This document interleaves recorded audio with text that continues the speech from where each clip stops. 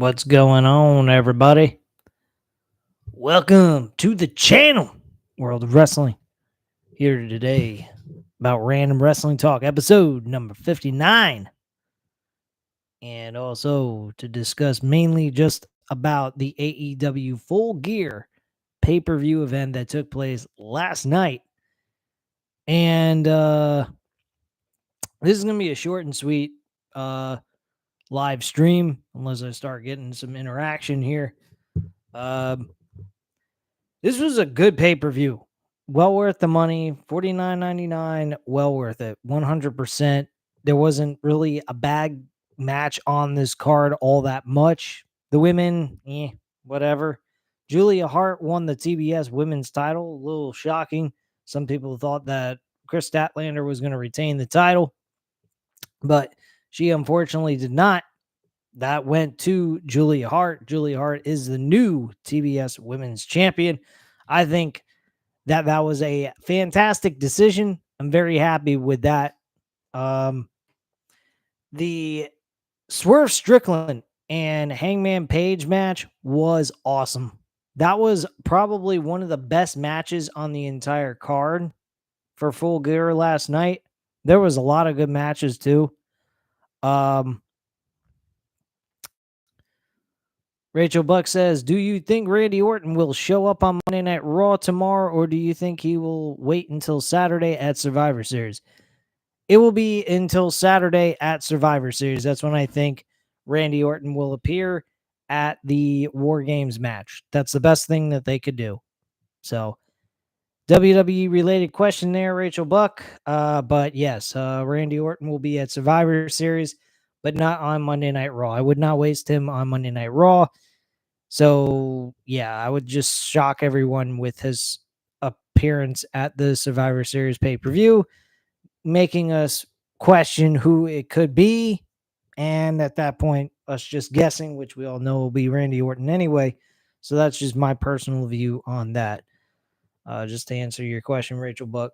But getting back to the AEW Full Gear pay-per-view, there was other matches on this card that I thought was just really a good show, hands down. There was nothing a waste of your time. The tag team titles for the Fatal 4-Way tag team title match, I didn't pay much attention to that match. Wasn't hugely fond of that match at all because there was just nothing to it. Of course, the tag team champions retained their titles, so whatever. But yeah, I did not care for the Fatal 4-Way ladder match for the tag team titles, even though it was, typically a match like that people would go crazy over and find interest in. But unfortunately, I did not. That just everything on this card was pretty damn good. I mean, two matches maybe I think were not even worth watching. The rest of it out of on the main card. Let me just see the main card here. We got 1, 2, 3, 4, 5, 6, 7, 8 matches. So 2 out of the 8 matches, I would say maybe skip. The women's world title match with Toni Storm and Hikaru Shida, I didn't really pay much attention to. It might be just me, but I didn't particularly care for it so much. That's just my viewpoint on that, but everything else on this card was fucking superb. Well worth your money and everything else in between. Let's go into the chat. Matt87 Eagle gave 2 comments. From what I heard in other reviews, Full Gear was a phenomenal show. It absolutely was. 100% agree with the other reviews. And then he continues on and says, AEW puts on 4 to 5 star pay-per-views, but TK needs to work on weekly builds.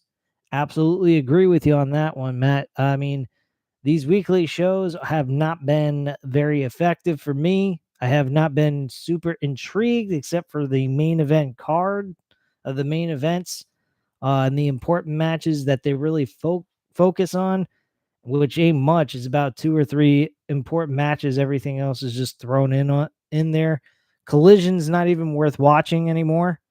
Uh, I mean, it really is sad, despite the fact that AEW's pay-per-views are pretty damn good. I mean, you can't really complain about the action, but the problem is, think of it this way. Look at the pay-per-views as a sporting event, and then the weekly televised shows should be their sports entertainment portion, building up to get us interested in the matches that are going to be on the card. And I think that is probably the best way to put it, the best way to do it. And unfortunately, AEW is not providing that. They're giving us good matches on weekly televised shows, but there's nothing to it. There's no major builds. There's some. I mean, the Don Callis family, Chris Jericho, Kenny Omega, now the Elite with the Young Bucks are getting involved. It seems pretty interesting in its own right. The MJF story as world champion's good. But we're not getting consistent, strong, emotional feeling towards these shows like we used to. And that's what's kind of bugging me about AEW. I don't pay much attention to the shows anymore as much as I used to. I'm looking more into my phone about other stuff, building lineups in fantasy sports and so forth, or prize picks. So I'm not really like paying attention to AEW's content as much. Surprisingly enough, I'm actually paying a little bit more attention to WWE's content on a weekly basis than AEW, which is pretty fucking sad if you think about it. Matt 87 Eagle says, and seriously, another title for AEW, and Eddie Kingston is defending his two title belts throughout the Continental Tournament. What do you mean there's another AEW title being created? The fuck? They don't need another title. They got two mid-card titles, two women's titles, 6-man tag team titles that are not even being defended, tag team titles, and the World Heavyweight Championship. What other fucking title do you need? Like, what the fuck? I don't know. Eddie Kingston defending the titles throughout the entire tournament. Wait, that's the whole point of the tournament, is to crown a new champion for a new title. Wow. That is not what I was imagining. I was imagining this tournament was meant like a King of the Ring type of tournament to crown a number one contender for a world title in the future. Did not expect it to be for a championship being created. Have no idea why. To me, that makes absolutely no fucking sense. Wow. That's pathetic, man. You're gonna have Eddie Kingston defend the the New Japan Wrestling Strong Championship, plus plus the fucking the Ring of Honor title, and he has to win every match or he's going to lose his championships. And then whoever beats him for that is going to end up becoming a three champion, hold 3 championship belts at once.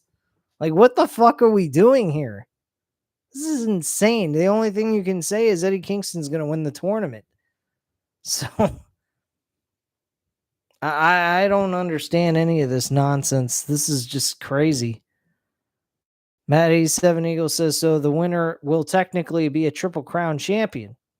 Well, I like how Eddie Kingston's being very optimistic about his chances of winning and retaining his titles, plus winning this other third title, this other title that's being created that I have no idea what it's called. Do you happen to know what it is, Matt 87 Eagle? Because I don't. I didn't even hear about that. Whatever. Will Ospreay, by the way, was signed by AEW for Full Gear. He is now part of the roster. When his contract is up with New Japan Wrestling, he will officially be part of AEW. He might still partake in New Japan Wrestling's events, but I don't think, I mean, he's not going to be there weekly. I mean, or consistently. That would be kind of stupid for him to sign with them and not work for them on a weekly basis. But yeah, Will Ospreay did sign. Him possibly challenging for the world title at against MJF seems kind of interesting. Maybe even be the guy to dethrone MJF, possibly. I'm not sure. I don't know who they're gonna go with. Really, I don't. But anyway, let's get started with the card. Go over it's called the Continental Championship. Wow. Why don't they just call it the Intercontinental Championship at this point? What the fuck are they doing over there in AEW? They're fucking ripping off WWE. They already have 2 mid-card championships. They're going to have a third mid-card title. What a fucking joke. Whatever. I don't even want to talk about this tournament. It's so fucking mindless and retarded. Anyway, very first match that we had was a 6-man tag team match with Sting, Darby Allin, and Adam Copeland, formerly known as AKA Edge, going up against Christian Cage, Luchasaurus, and Nick Wayne. This was actually a fucking awesome match to open the show. I really didn't think this match was going to hold up its end for a opener. I really think this match kind of belonged in the third match on the card or something. But they managed to pull this off and make it look really good. It was an exciting matchup from beginning to end. Everything gelled well. Christian and Adam Copeland not even touching each other throughout this entire match was very eye-opening. You can guarantee at World's End, we probably will be getting a Christian Cage versus Adam Copeland match one-on-one. Hopefully that is the case. If that is the case, I wouldn't be surprised they booked that as the main event. I don't think they're going to book MJF with the world title on the line at World's End. They're going to have Edge, Adam Copeland, and Christian Cage in the main event, or they're going to have the Continental Championship as the main event for World's End. So that could be the case. I'm not sure. Matt 87 Eagle says it's maybe it's replacing the real world title that Punk was walking around with. If so, it should be a Collision exclusive title. I don't know. I really don't. I don't know why we got to create so many fucking titles in this company. It's got enough titles as it is. You don't need to continuously book and create new titles. It's like fucking insane. Here, everyone can get a title. Like, what the fuck are we doing, man? Seriously. But, yeah, the opener of this match was actually really good. Edge ended up hitting his spear. Sting got his Scorpion Death Drop, I believe. And Darby Allin hit his coffin drop for the 1, 2, 3 in the victory. And that was it. Christian Cage ran away during this match almost near the end because he wanted nothing to do with Adam Copeland altogether. So, yeah. Anyway, next up, we had Orange Cassidy defending. Oh, yeah, the rating on this, I'm going to give it a 4 out of 5 stars. Very good opener. Really, I enjoyed it. Next up, we had Orange Cassidy defending the AEW International Championship against Jon Moxley. This was one I was looking forward to very much. This match, I imagine, was going to be the opener, but they did not do that. They made it the second match, which surprisingly enough is not really an important match, but yet they still were treated as such. It was a little short, though. It was only 12 minutes and 5 seconds based on Wikipedia from what they're saying here on my phone. So this match was good. I mean, solid as a rock. Lived up to the expectations. They did everything they needed to do to get this over. Orange Cassidy ends up defeating Jon Moxley with Spring Break, I believe, is what the maneuver is called. It's one of his finishers besides the Orange Punch, which is a Superman punch to the face. He delivered several of those in consecutively. So, very good overall. I thought this was an excellent matchup. I mean, I'm going to give it a 3.5 out of 5 stars. The only reason why I'm giving it a 3.5 instead of a 4, the timing of this match was a little short. I have not watched All Out, All Out yet with Orange Cassidy and John Moxley main eventing the show. And I imagine that match probably was a hell of a lot better than this one. But this match, again, was not a bad match. It just was short. It wasn't treated like a very important match. It was more of a mid-card type of matchup that was, you know, a fair, decent match. So, I mean, it delivered what it needed to, but I still, not crazy about it. But it was a good match, regardless. 3.5 out of 5 stars for the International Championship. Matt87 Eagle says if Mount Everest doesn't kill Darby, then crazy spots he does in the ring will. Yeah. Speak of that, he literally got choke slammed by fucking Luchasaurus on the side of the ring. It looked like he broke his fucking ribs. I mean, seriously, the Darby Allin got fucked up in that match. Seriously got fucked up. All right, next match was the AEW Women's World Championship match. Toni Storm went up against Hikaru Shida. Okay, nothing major. 3 out of 5 stars. Toni Storm ends up winning the match and becoming the new AEW Women's Champion. Great. Where are we going from here? She's got a great gimmick, so the gimmick might get the title over and give people something to chew into. But overall, we need a story here. We need a fucking story in the women's division. We got none of that. I think we got more of a story with the TBS Championship with Sky Blue, Julia Hart, and Chris Statlander than we do for the AEW Women's World Title, which is fucked up in its own right. So go figure that one out. I don't know. Next up, we had the Fatal 4-Way Tag Team Ladder Match for the AEW Tag Team titles. Excuse me if I don't give a shit, but it is a little ridiculous that we are giving a shit about a Fatal 4-Way match with a tag team title match with no build. Really. I mean, like, who gives a fuck? I don't really care. Didn't hardly pay attention to it. The fans seem pretty interested in it, so I'm going to give it a 3 out of 5 stars. It was an okay match. Ricky Starks and Big Bill actually end up retaining their tag team titles. Why they're the tag team champions, I have no idea. But whatever. Don't matter. Next up, we had Julia Hart going up against Chris Statlander and Sky Blue for the AEW TBS Women's Championship.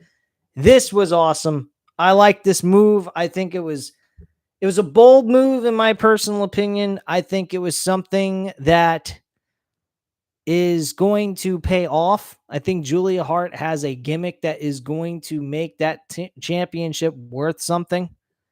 And I truly think that this is a smart move by AEW, giving Julia Hart the TBS Women's title. So I'm not very unhappy with it. I think this match was fairly decent. I'm going to give it a 3.5 out of 5 stars. It was better than the AEW Women's World Title match, personally. But if you think differently, then that's fine. I can't argue with you, I guess. I mean, that's your own personal opinion. But this match did go a minute longer than the Women's World Title match. So go figure that one out and come back with me. Swerve Strickland and Hangman Page in a rematch in a Texas death match. Folks, this was the best match on the card, hands down. 5 out of 5 stars, no question about it. Anybody sees it differently, you ought to get your head checked. Big time. This match was brutal. These guys fucking tore each other apart. And both of these men deserve a round of applause for the work that they did in this match and what they put their bodies through. God help them. They deserve everything. I mean, they deserve a bonus. They deserve everything given to them financially, physically, whatever. They both deserve creative booking. They need some better booking because these two put on a hell of a fucking match. They both deserve to be pushed. This was an unbelievable matchup. I don't look at either one of these two as a loser. I think they both won this match, in my personal opinion, even though one of them had to lose. And of course, that was Swerve Strickland. So Hangman Page suffered another loss. But it took a lot to put Hangman Page away in this match. I mean, he literally had to be hung by a chain at the end of this match to put him away. Otherwise, Hangman Page had Swerve Strickland's number in this match and was beating the ever living shit out of him from beginning to end. But, I mean, Swerve Strickland did get his shots in, and he was able to make it competitive at least so that he didn't get his ass totally reamed on throughout. But very solid matchup, very enjoyable. And yes, Hangman Page did put Swerve over. Very good of him to do so, and very good match overall. Nothing to complain here. If you have any complaints about this match, please get the fuck out of here. So, nothing to complain here. 5 out of 5 stars for the Texas Death Match between Swerve Strickland and Hangman Page. Best match on the card, hands down, without question. Next up, we had the Golden Jets. Apparently, Chris Jericho has been watching a little too much Central Intelligence with The Rock and Kevin Hart. They went ahead and went up against the Young Bucks. This was an opportunity for the AEW Tag Team titles. And if the Young Bucks won, then the Golden Jets had to break up. So what happened? We got Chris Jericho and Kenny Omega winning this match. And they are now the number one contenders for the AEW Tag Team titles. So, yeah. The Young Bucks actually cheated in this match. Straight up fucking cheated. 100%. At the end, Jericho got it, even though low blowed. I believe it was Nick Jackson. I believe. Or it might have been Matt Jackson. I'm not sure which. But yeah. But I absolutely fucking loved this match. This was a good match too. This is a 4 out of 5 stars. These guys really did a good job tag team wise. It reminded me of Kota Ibushi and Kenny Omega against the Young Bucks in New Japan Wrestling. I believe it was for Strong Style in California, a U.S. Event for New Japan Wrestling, and they just did an absolute fucking awesome match here. 4 out of 5 stars. I believe this is about the third best match on the entire card. The second best match was the world title match, I believe. But yeah, this was a solid match. 4 out of 5 stars. Nothing to complain about. I thought this was a very fun and enjoyable match. And it really told a good story. The Young Bucks look like they're becoming heels. And that's pretty much it. Matt 87 Eagle says he thinks Swerve is a future world champion in 2024. I agree with that. He might be the guy to dethrone MJF. I don't know who the fuck's dethroning MJF. This is making things very interesting. We have so many people that could try to knock off MJF off his pedestal, and whoever it is, it's going to be fun. I really think it will be. I mean, you could say maybe Swerve Strickland's the devil. Who knows? But I think it's somebody close to MJF. It might be MJF himself. Believe it or not, it could be MJF himself. And people are going to debate that with me, and they have a reasonable way of debating this with me. Say, hey, well, what do you mean? MJF was in the ring and we saw the devil on the Titantron. Do you think maybe he recorded all that so that he could go ahead and make it look like it wasn't him all along? Come on, we are talking about MJF. There is still a possibility he could turn into a heel again and just use MJF or use Adam Cole to keep himself on top so that he wouldn't have to defend his world title in a aggressive manner. I mean, these two went at it at All In and they were friends. They were just friends. They weren't doing anything but just competing. This wasn't a rivalry anymore. They became friends. They've earned each other's respect, and all they were doing is competing over a world title. So, I mean, the whole thing could be one big ruse on all of us. It's been done before by MJF, and I wouldn't put it past him that it isn't now. But my boy Matt 87 Eagle says he believes 100% it's Adam Cole, baby. Matt, I'm not going to say that either. I'm not going to say that it can't be Adam Cole. It sure as hell could be. He's a very high suspect as the person to be the guy. The only other person besides him or MJF is Roderick Strong, and I don't believe that is it either. I really don't. There was 3 men attacking the Acclaim, and I think Strong and Matt, I forgot their names.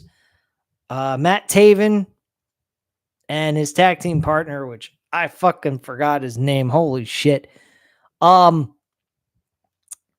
yeah, those 3 guys probably did the attack on the Acclaim, and then Adam Cole was the guy appearing with the mask on. That's more than likely what it is. And this whole thing's just one big giant ruse, and it's leading to something that's important. Hopefully it is. But it's whatever. Me personally, I don't mind whoever it is. Just long it ain't Roderick Strong or any of his goons being the devil itself. Anyway, this match was 4 out of 5 stars for the tag team match between the Young Bucks and the Golden Jets. Enjoyed this match.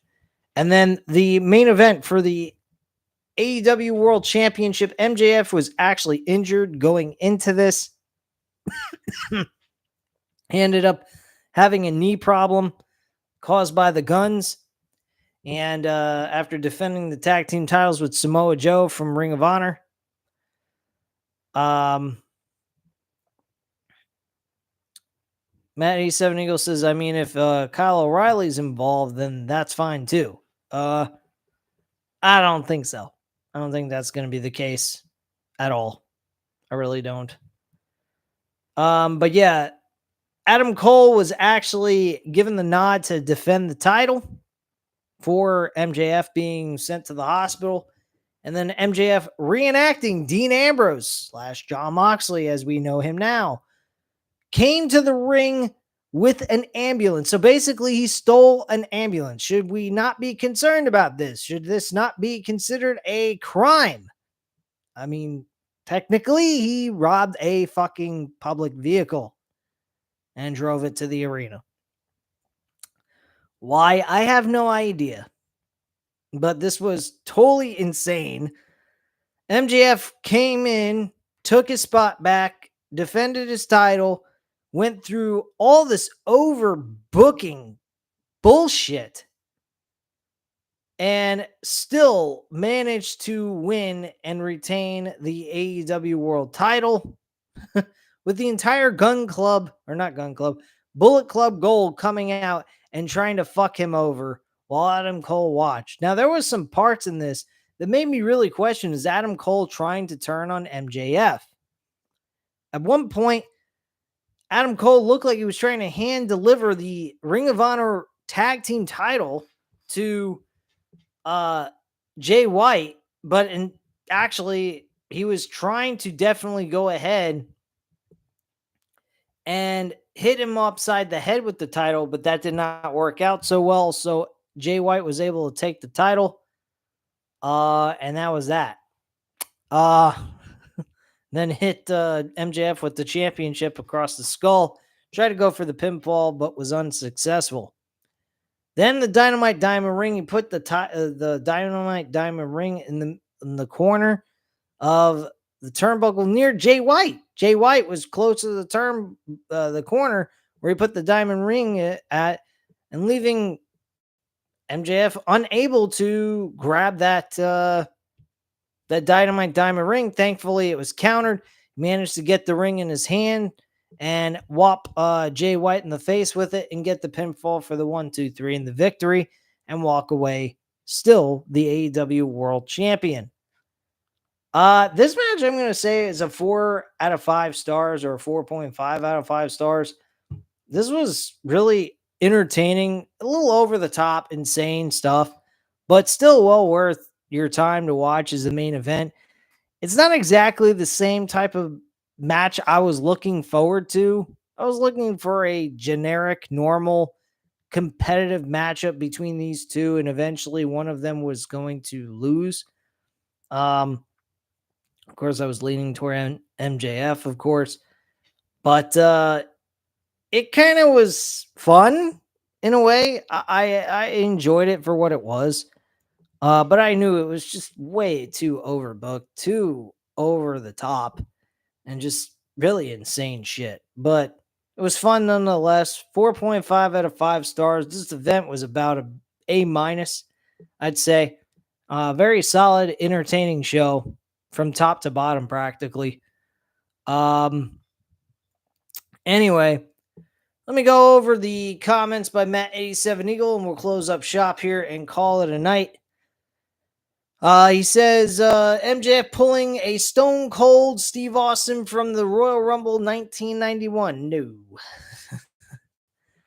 I think you're talking about the Royal Rumble from 1997. I'm not sure. He had an injury. Oh, you're talking about having this deck stacked against him. That was 1999, I believe, if you're talking about that. But he ended up losing. He didn't win. So there you go. He also continues on and said it definitely was a Royal Rumble moment. Forget the exact year. The overall story was definitely a circus, talking about the main event match and so forth. So, yeah, I have to agree with you on that. I think the main event was a little over the top, insane, but still fun nonetheless. And very enjoyable show overall. I enjoyed this very much so. I mean, I could go back and watch this, and really, there's not a whole lot to skip over.